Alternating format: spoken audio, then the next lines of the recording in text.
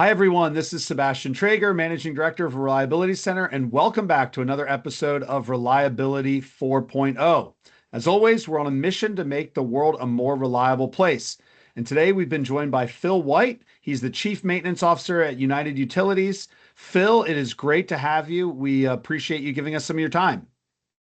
Oh, great to be here. Really looking forward to the podcast and having a chat.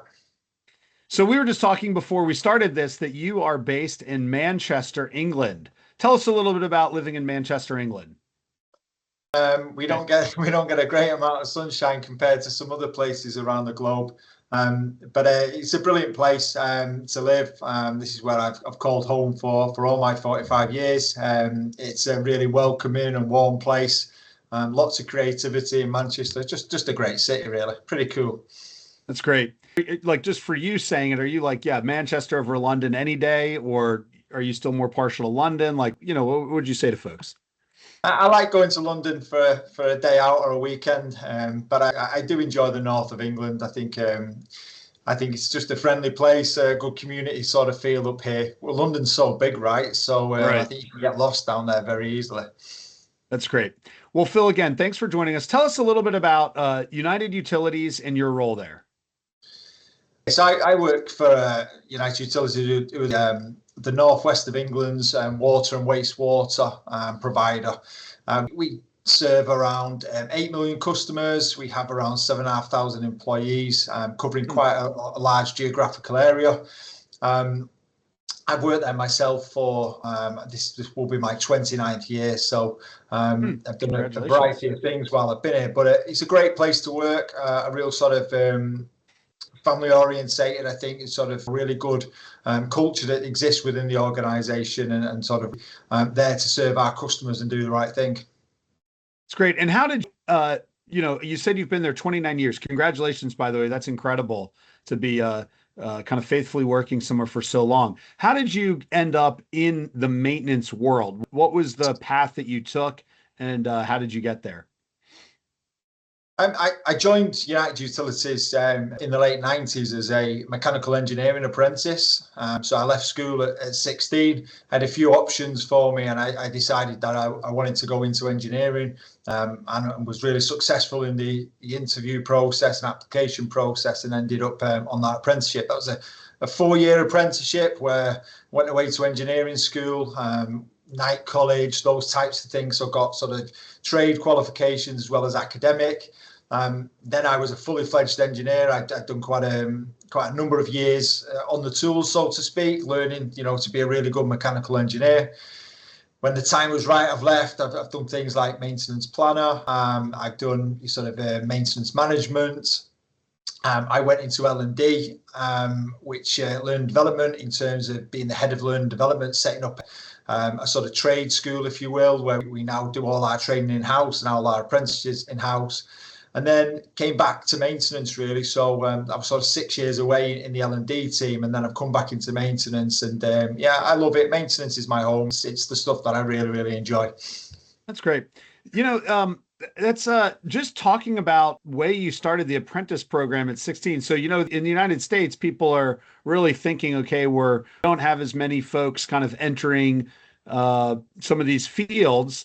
So in England, at 16, you immediately went to an apprenticeship program. Now, just because I think a lot of our listeners might be from the US, tell us how that kind of system works and how that's, kind of, I guess in America, people might think, oh, that limits you. At 16, you already had to pick a path, but sounds like you're grateful for it. I think, if you leave school, the school leaving age in the UK is 16, but you have to have a route. And that route can be either you go into an apprenticeship like I did. It may be that you go into what we call secondary education, where you do a couple of years before then you can apply to go to a university. I think the thing that interested me was I was able to do both. So going in at 16 meant that I also got that education.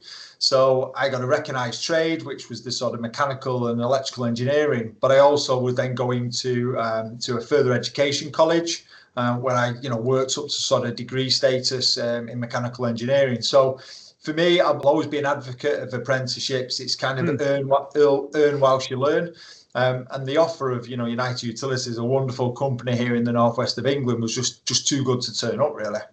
Right. Well, I love that the both and in your case, right? As you said, kind of got that trade and got that education. And by understanding kind of on the ground what it takes to be successful, it's probably helped you a lot as a manager of the entire program because you've obviously worked in it yourself. Yeah, without a doubt. I think that ability to be able to put myself into sort of other people's shoes in terms of the day-to-day challenges and things that go on I think is really beneficial for me. And I think whatever decisions that we make, I'm always thinking about, the technicians and the impact of decisions that we make. So I think that puts me in a wonderfully strong sort of position to be able to do that, as you rightly say. And I think for me, I say it all the time. I just did an interview just last week, and that technician role that I had for the best part of 10 years was still the best job I've ever had in the organization. Huh.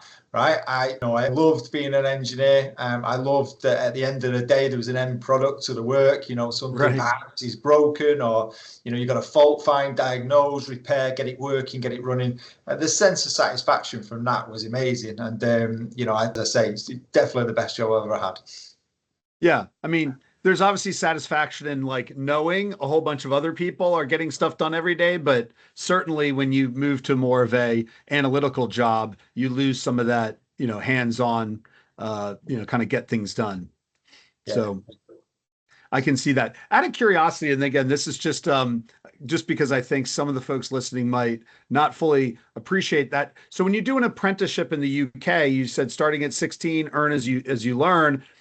Is it, like 50% salary, or is it like a full normal pay? I mean, companies obviously have to build that into their economic plan to be able to support people who don't really have, because I'm guessing it takes a little bit of time to you have any value to the company as an apprentice. Yeah, it's a great question. I'm not exactly sure of the exact rates today, but I think you're right. Probably around 50% as a starting is right. And what happens then is you progress through that apprenticeship and you complete more of your trade work and you complete more of your academic work. It's then on a sliding scale. So you might go to 60%, 70%, etc. And you're working your way up. I think you're quite right in terms of, the value that role. For me, you're on an apprenticeship, you're learning, and you're learning all the time. And I think this is the thing that we talk about here, is that until the end of that apprenticeship, you're not an engineer. But I think here we do a great job with that. We literally take on hundreds of apprentices. We believe in that as a model in terms of growing your own through the organisation. And I think, it's a really good way of sort of handing over that tribal knowledge from somebody perhaps coming to the end of their career onto being a mentor to somebody just starting their career. That's great. Well, good. Well, let's keep moving. You recently gave a talk on maintenance excellence, talking about a reliability journey. Could you just outline for us what are kind of the key topics that you covered, and why do you think those are important for folks to learn more about? Yeah, sure. We've been doing maintenance excellence here at United Utilities for the last 6 years. It's a program I've been leading. A journey of continuous improvement is what we call it. There is no start and no end date. We just want to be better tomorrow than we were today. And really, that is the theme of what I delivered at Mainstream. I think I talked a lot about the journey rather than sort of the underlying mechanics of how you would do this or that. I want to talk about people. I want to talk about culture within the presentation, and talk about building that momentum of a transformation journey, because actually wherever I go and whoever I speak to, they always tell me that getting things going is the hardest, the hardest bit of it. And for me, I think that's our greatest success. It's where you try and create that burning platform for change. You have to get everybody behind you in terms of what you're doing, and work through any, skepticism, if you will, or reluctance to change. And I talk all about that. It's how we got that going across a large population of people. We have around 700 technicians, hundreds of managers, operators, lots of support staff that work with this. And, we stood on stage back in 2020 and we said, we're going to change the way that we do maintenance. And, people can look at you and say, well, okay, how are you going to do that? And it's going to take hard work. And that's what I talk about, education, how we, develop some of our people got them to understand what the concepts were and how we were going to deploy them, how we broke up the rollout across 7 task teams, how we broke it up into different stages across the region. We weren't trying to do everything at once. And I talk about failing fast because we didn't get everything right straight away. But actually what we really used is those things where we did fail as great learning opportunities and a chance to pivot, change what we were doing and get actually better as we've gone along. Really, it's around the sort of the culture side of it, the change side of it that I talk about. I do get to, these are some of the things that we've done, perhaps talking about, failure mode effects analysis. I might talk around how we've invested in our people. We gave a lot of our technicians new tools such as vibration, acoustic for lubrication, lots of different things that we've done. And then where we've got to on our journey, they keep making that point. The best thing we ever did was get going. Yeah. Well, and so I think that's a great point. Getting going is often the hardest. And one of the things you mentioned there, obviously, as one of the factors is kind of creating a burning platform to kind of create the impetus for change. I think sometimes, people have to understand like what's going to be different if we make a change, right? Like things seem fine now, they'll be fine later, regardless. What's the point? How did you create that kind of impetus for change, kind of jumpstart the whole initiative? Yeah, I think the one thing that we looked at was we seem to have needed, but it all knitted together really neatly. And I think the pieces of the jigsaw, if you will, but perhaps not putting them together. And I think when you've got that, I think people get frustrated because they're trying to work through processes, or teams don't pass things on as well as they should. So what I sort of built on is a sense of people here wanted things to be better, and we wanted to work in a different way. We wanted to get a real good understanding of our assets and the performance. We wanted to invest in the latest technology and the tools. But I think some of those things you can't do until you've got the right foundations in place.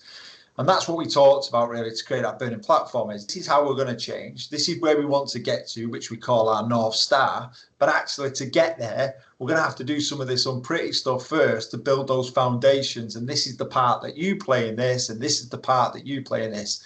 A really easy example I will give is sort of our approach to inventory management. We had an approach, but it wasn't all coordinated between, the inventory team, the planning and scheduling team, the technicians on the ground. So we were getting to where we needed to be, but not in the most efficient way. And actually, when you get all of those teams talking, you get them all, working towards that North Star of where we want to get to, I think that's where the magic happens.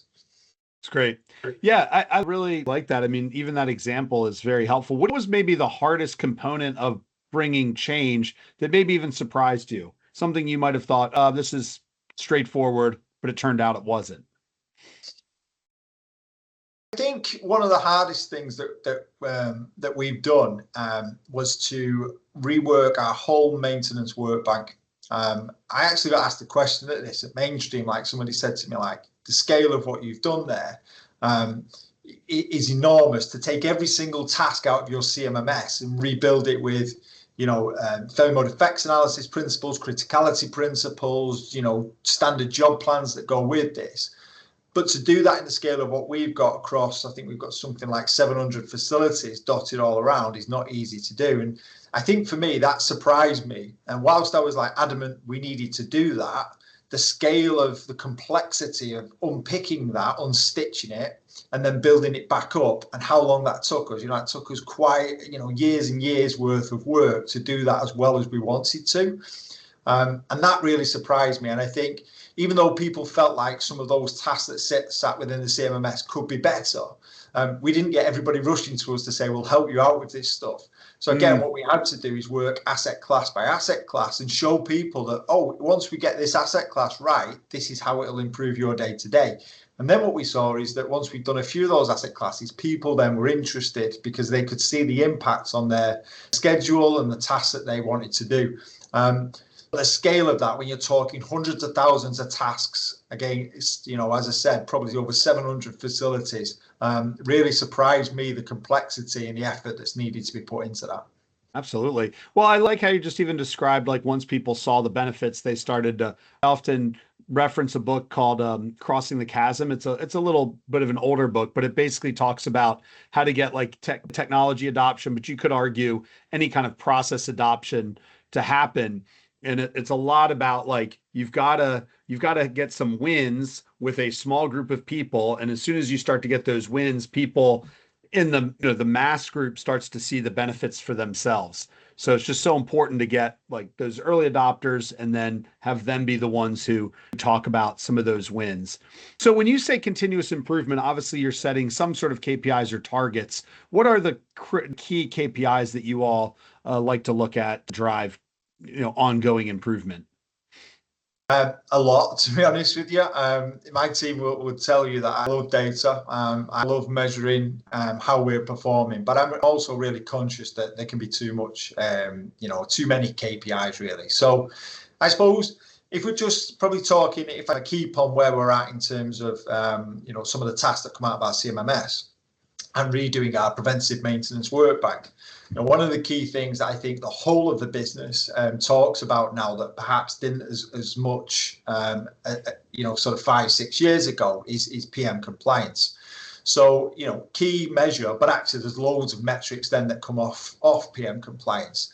What's great about where we're at now with PM compliance in this organisation is that sits on my boss's scorecard, and he's the chief operating officer. And that cascades all the way down to the production areas that we've got all across the northwest of England. People know the numbers and know where we're at with that. But I think the key aspects of this is it's not just chasing a compliance target. What we've actually got, and this is the bit of what's in it for me, is we also now supplement that with another metric with PM yield.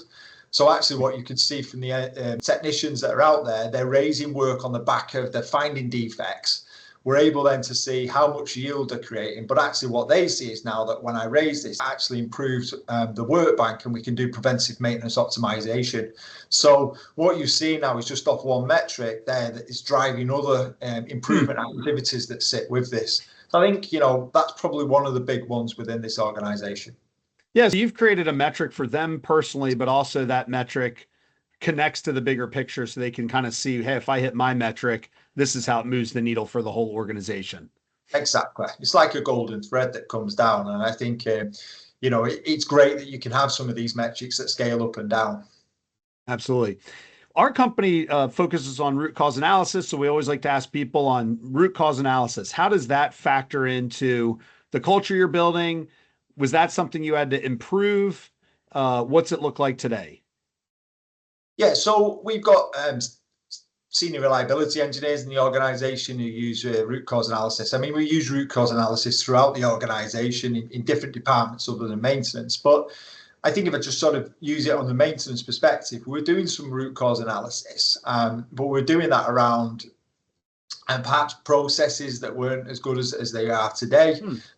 So perhaps, when I talk about that frustration that was there 5 years ago, you probably say that for the reliability engineers too, that they were trying to get under the skin of issues, and perhaps, we're finding processes that probably weren't as complementary as they needed to be.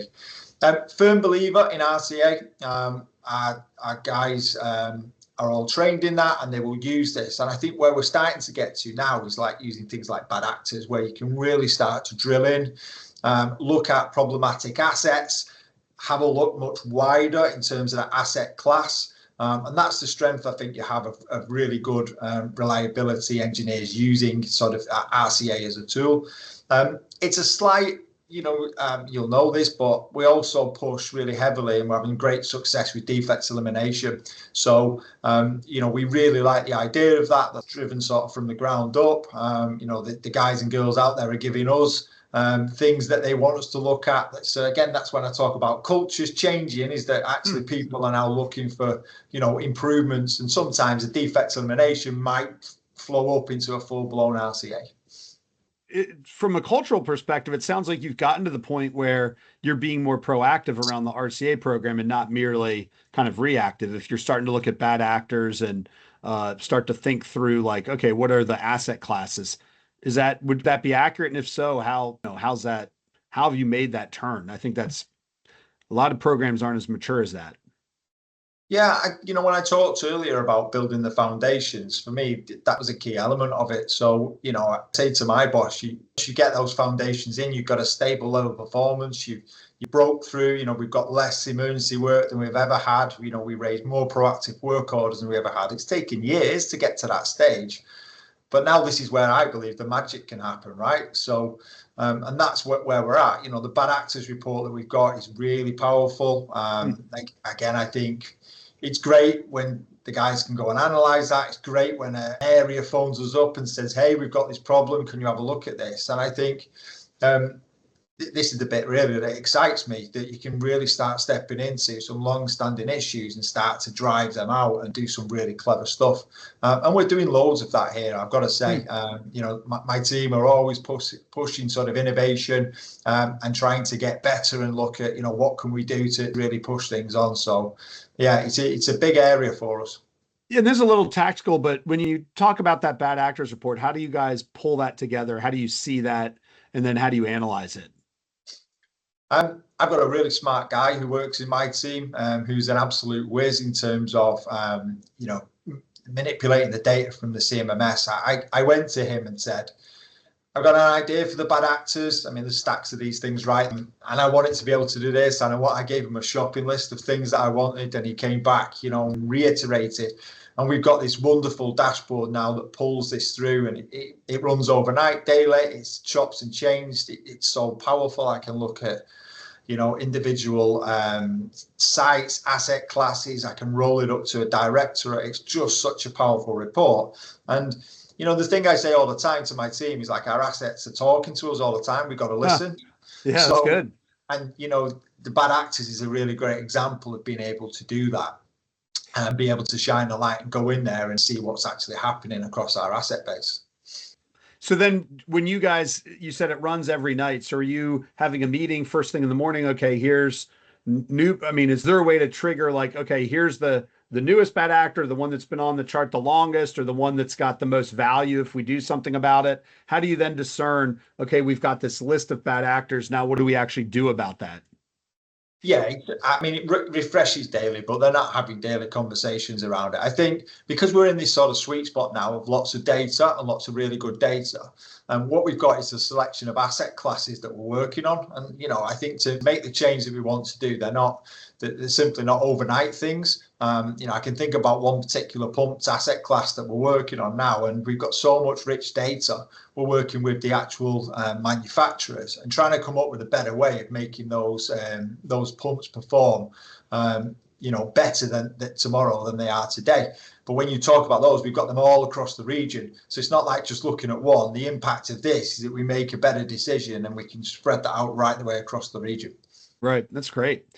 Well, good. I mean, we could almost do an entire podcast just on that. But Phil, it's been great talking to you. I always like to close up by just asking folks kind of one final word. What's kind of one thing that you've learned? Obviously, 29 years of experience coming from an apprentice. I mean, you've got such an interesting background. What do you think is a part of that experience or expertise you'd love to share with others who are either starting out, or, if you could rewind and tell yourself when you were beginning, what might that be?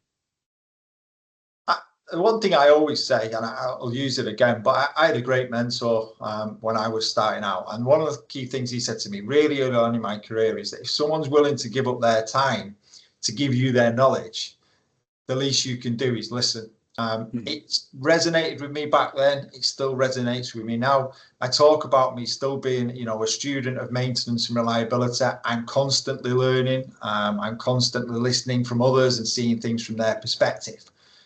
And I talk to my team and I talk to apprentices and anybody new to the organization that, managers who've come in and new maintenance managers, or whatever it is, be inquisitive. There's lots of people with lots of knowledge out there, all trying to do the same thing. All the problems are the same. All the issues are the same. Doesn't matter what sector we're working. The answers will be out there and somebody would have trod that path before you. So I think I always say, listen to others. Build your networks, become a bit of a student of maintenance reliability and keep learning, and it'll make us all better. It's great. Final word. Well, thanks, Phil, so much for your time. Again, this has been Phil White with United Utilities. We really appreciate you joining us today. And to all the listeners out there, again, this podcast is really about helping engineers and really anybody take steps. We like to use technology specifically to solve engineering and maintenance problems. So thank you for joining us. If you're looking, obviously, for RCA training or resources or materials, check out reliability.com. If you want to dig any deeper into RCA, let us know. We've got software called Easy RCA we'd love to let you have. So that's all we have for today, folks. Again, thanks for joining us in the journey of making the world a more reliable place. And again, thanks, Phil. We'll see you all in the next episode. Take care.